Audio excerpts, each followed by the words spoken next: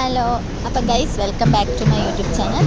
Morning നമ്മൾ oats എല്ലാം വെച്ചിട്ട് അഡ്ജസ്റ്റ് ചെയ്ത് ഓട്സ് കുറച്ച് ഡേറ്റ്സ് ഇതെല്ലാം വെച്ചിട്ട് ഉച്ചക്കേക്കുള്ളതാണ് ഇത് മാനു കൊണ്ടുവന്നത്.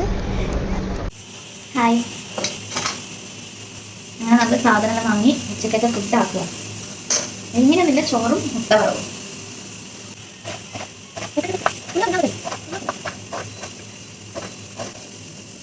അങ്ങനെ പുള്ളി കുഞ്ഞാ പറ്റട്ടെ.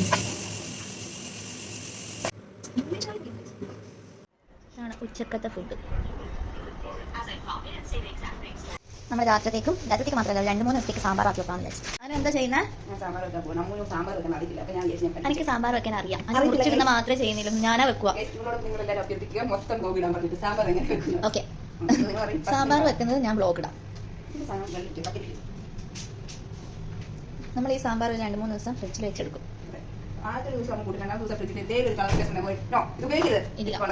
ഒരിക്കലുമില്ല. സാമ്പാറിന്റെ കഷ്ണങ്ങൾ നമ്മൾ ആദ്യം മുറിച്ചിട്ട് കുക്കറിലിട്ടെ, എന്നിട്ട് ബാക്കി വീഡിയോ.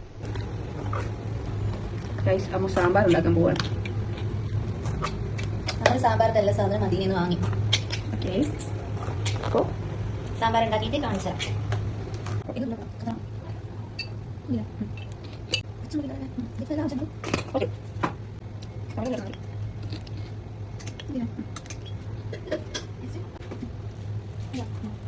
ഹലോ, നമ്മുടെ സാമ്പാർ റെഡിയായി കേട്ടാ. നമ്മളിവിടെ വന്നിട്ട് ആദ്യമായിട്ടല്ല സാമ്പാർ വെക്കുന്നത്. അങ്ങനെ നിങ്ങളെ സപ്പോർട്ടാണ് നമ്മള് സാമ്പാറിലേക്ക് എത്തിച്ചത്.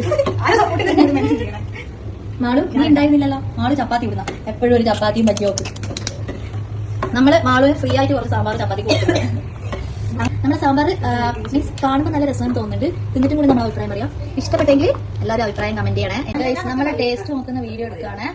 മാളു അത് ടേസ്റ്റ് ഊത്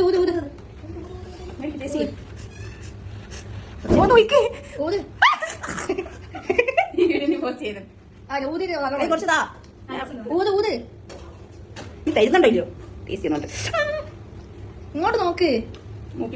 എങ്ങനെയുണ്ട്? നല്ല ടേസ്റ്റ്. കുറച്ച് കൂടി കുടിയാ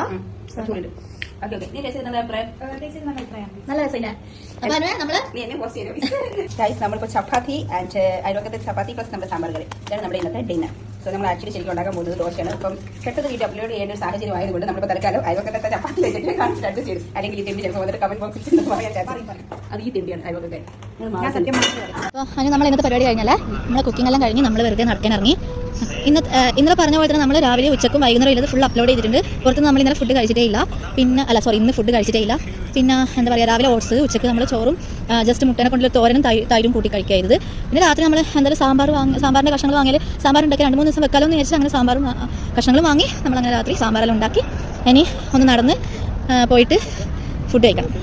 ദോശ ഉണ്ടാക്കിയിട്ട് നമ്മൾ കഴിക്കും.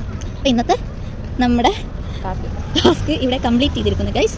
അപ്പോൾ നിങ്ങളെ സപ്പോർട്ടാണ് നമുക്ക് വേണ്ടത്. എന്തുണ്ടെങ്കിലും കമൻറ്റ് ചെയ്യുക, ഷെയർ ചെയ്യുക, ലൈക്ക് ചെയ്യുക, എല്ലാം ചെയ്യുക. അത്രയും പറയാനില്ല.